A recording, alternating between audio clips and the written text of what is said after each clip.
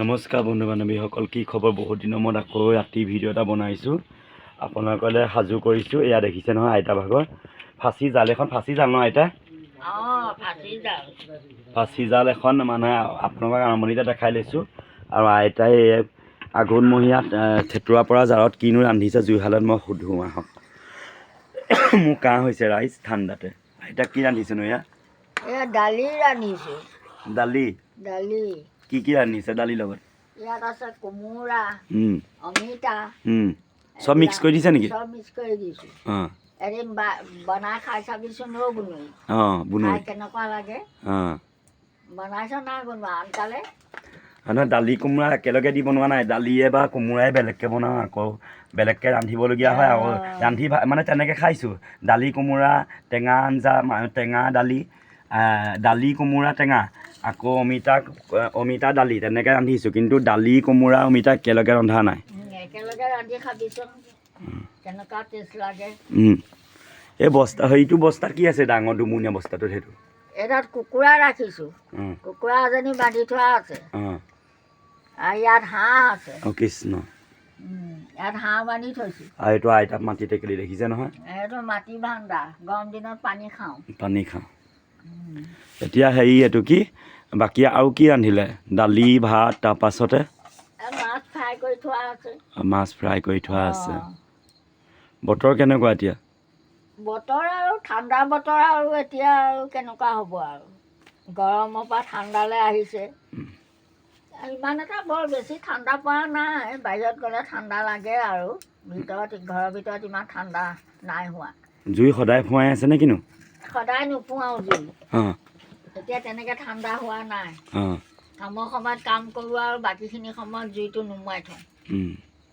কাৰণ এতিয়া ইমান জুই ফুৱাবলগীয়া হোৱা নাই। মোৰ কাৰণেহে কৈছোঁ, মই আনৰ কথা কোৱা নাই। মই এতিয়া বৰ্তমান মই জুই থাকিব মোৰ সময় হোৱা নাই, কাৰণ ঠাণ্ডাটো সিমান হোৱা নাই। জাজিত মাছ পুঠি ওলাইছেনে? জাজিত দুই এটা মাছ পোৱা যায় সময়ত, খালি চেষ্টা কৰিব লাগে আৰু। সেইদিনাখনি শিমলুগুৰি যাওঁতে ট্ৰেইনতে মানুহগৰাকীয়ে মোক ধুনীয়াকৈ মানে বাইদেউগৰাকী হয়, তেওঁ টিচাৰ কৰে, তেওঁ মানে শিক্ষয়িত্ৰী হয়।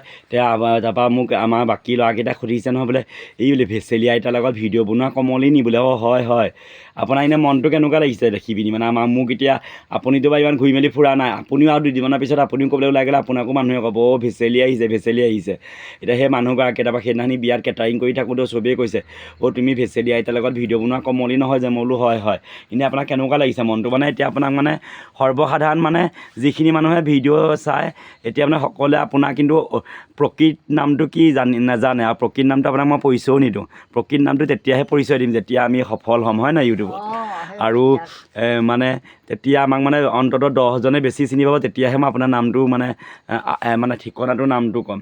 এতিয়া আপোনাৰ এনেই কেনেকুৱা লাগিছে? আপোনাক যোনে মানে বহুত মানুহে আপোনাক এতিয়া চিনি পাইছে, আৰু গাঁৱে ভূঞে মানে প্ৰায় দেখোন ভেচেলি। এতিয়া মই য'তেই যাব ধৰোঁ অঁ ভেচেলি। এতিয়া আপোনাৰতো প্ৰকৃত নামটো কোনেও নাজানে ন আইতা? এনেই মনটো ভাল লাগে? আপুনি ভাবিছিলে নে এনেকৈ ইউটিউবত কোনোবাই আপোনাক চিনি পাব বুলি? ভবা নাছিলোঁ। শুনি ভালেই লাগিছে বাৰু, কথাটো ভাল লাগিছে। সেইদিনাখনি মানুহগৰাকী নিজেই আহিছে ট্ৰেইনত, কৈছে মই ভেচেলি আইতাৰ প্ৰতিটো ভিডিঅ'ই চাওঁ। আকৌ বিয়াবিলাকত মই যেতিয়া ৰিচিপশ্যনত মানে বস্তু দি থাকোঁ নহয়, বিলাই থাকোঁ, প্ৰতিজন মাইকী মানুহে কয় মই ভেচেলি আইতাৰ ভিডিঅ' চাওঁ নহয়, তোমাক মই ক'ৰবাত দেখিছোঁ বোলে। সেইদিনাখনি দুগৰাকীমানে কৈছে। মই বোলো ইউটিউবত অঁ বোলে ভেচেলি আইতাৰ লগত ভিডিঅ'ত দেখিছোঁ সেই বুলি কৈছে মানে। মোৰ আকৌ কিন্তু মই একদম নিজকে মোৰ বুকুখন ডাঠ হৈ গৈছে মানে। ভাল লাগে তেনেকৈ শুনা পালে মানে ভাল লাগে মনটো। ভালেই লাগে বাৰু। আপুনিতো ভবা নাছিলে ন আপোনাক ইমান মানুহে চিনি পাব বুলি? ইমান ৰাইজৰ পৰিচয় এটা হ'ব বুলি ভবা নাছিলোঁ। ভাল লাগিছে বাৰু। আপোনাক এনেই সেইফালে মানুহে কোনোবাই কয়নে? কয় বহুতে কয়, মোকো কয়। প্ৰায় আমাৰ এই অঞ্চলৰ মানুহে প্ৰায় মানে কয়েই, আপুনি আমুক ভিডিঅ'ত আছে, তামুক ভিডিঅ'ত আছে, আপোনাক দেখোঁ, আপোনাক দেখি থাকোঁ। মই কওঁ আৰু মই হয় জানো? বোলে হয়তো আকৌ। নহয় মোৰ নিচিনা আৰু বেলেগ মানুহ আছে নহয়, সেইবুলি কয়। মই তেনেকৈ কওঁ। তেওঁলোকে হাঁহে আৰু, নহয় আপুনি কেলেই হ'ব, বেলেগ মানুহ নহয়। ঠিক আছে, আপুনি খুব কম সময়ত আঘোণ মাহত 9 লগত খাব পৰা এটি জুতিৰ বিষয়ে কৈ দিয়ক ৰাইজক। মানে ন ভাতৰ লগত খাব পৰা এটি জুতিৰ বিষয়ে কৈ দিয়কচোন একদম পুৰণি মানে এতিয়া নহয় এই জনা মাছো নহয় মানে এনেকুৱা কিছুমান বস্তুৰ নাম কৈ দিয়ক বোলে এনেকৈ ন খাইছিলোঁ একদম ভীমকলৰ কলপাতত ডাঙৰকৈ বহলাই অকণমান কৈ দিয়কচোন উখোৱা চাউলৰ ভাত কি মানে আপোনালোকৰ দিনত ন খোৱা অকণমান বিষয়ে কৈ দিয়ক আমাৰ দিনত ন খোৱা প্ৰথম আৰম্ভণিতে আঘোণ মাহত ধান কাটি কঠীয়া ল'বৰ কাৰণে প্ৰথম ন খায়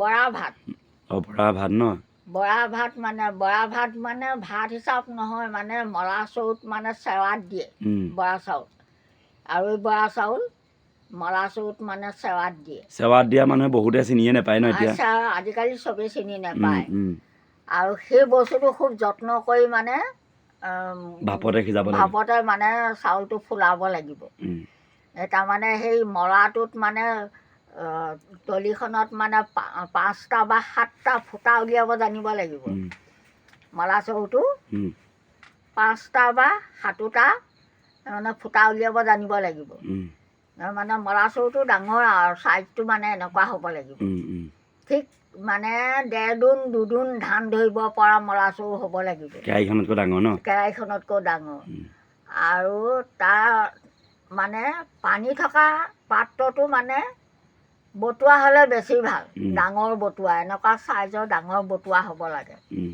তাত মানে 1 বতুৱা পানী দিয়া মানে খুব মানে পানীটো উতলাব লাগিব তাৰপৰা মলা চৰুটো মুখত আকৌ দিবৰ কাৰণে ভীমকলৰ পটুৱা এনেকৈ ইফালে এখন সিফালে এখন পটুৱা মানে একদম ৰাউণ্ডকৈ কাটি মলা চৰুটো ফুটাকেইটা জোখত মানে কাটি 4 চলা বা 5 চলা তেনেকৈ মানে সেই বতুৱাটো মুখত মানে জাপি দিব লাগিব জাপি দি তাৰ ওপৰত মানে মলা চৰুটো বহুৱাব লাগিব সেই মলা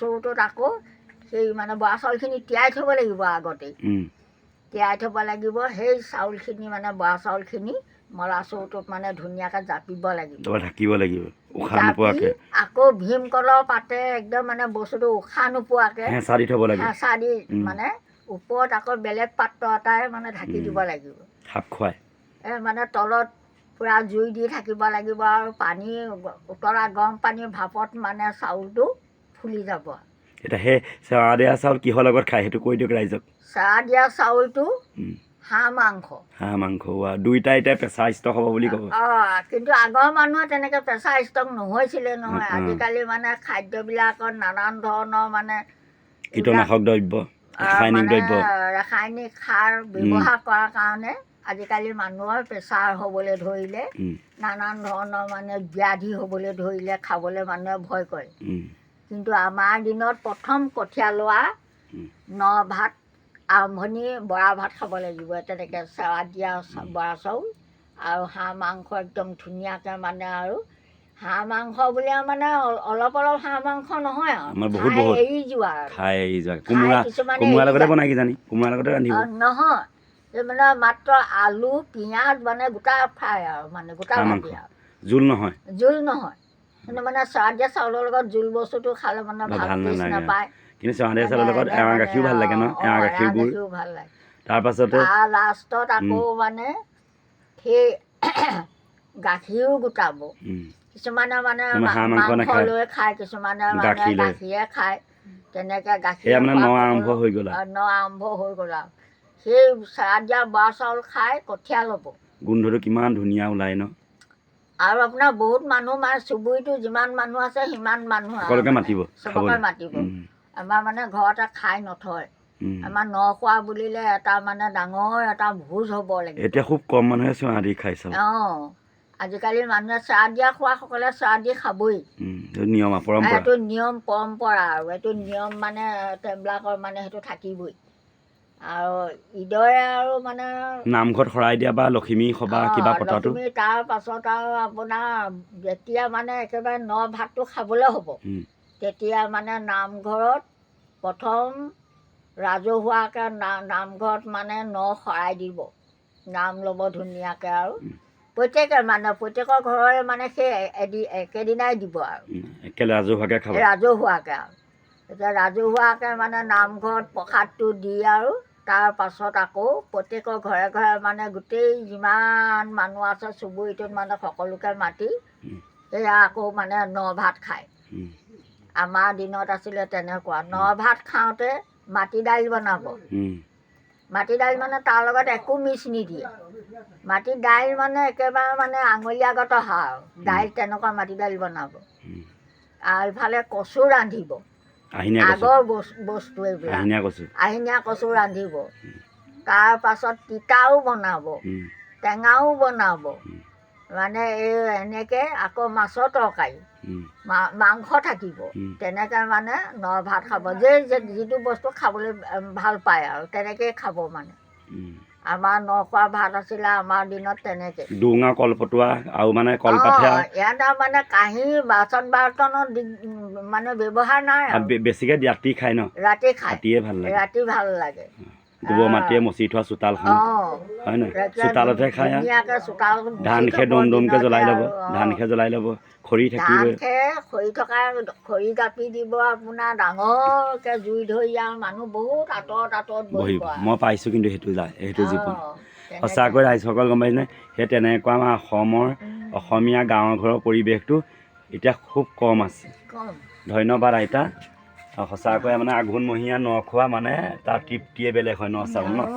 ধন্যবাদ, ধন্যবাদ। আজিকালি ইমান বহলকৈ খাবলৈ ৰাইজে এৰিলে, আজিকালি ইমান বহল নকৰে। ঠিক আছে, ঠিক আছে। এয়া আইতাই দেখিছে ন, জুহালত জুই উমো লৈছে আৰু লগতে মানে ৰান্ধিও আছে, হয় ন আইতা? আৰু সকলোলে কোনোবাই যদি আইতাক ন খাবলৈ ন চাউল দিয়ে, আমি বেলেগ ভাল পাম বুলি ন। আমাৰ খেতি নাই, আমি হ'লেও কিনি খাম বুলি, হয় নাই? কিনিয়ে খাব লাগিব। আমি কিনি ন ভাত খাওঁৱেই আৰু আমি প্ৰতি বছৰে আমিও।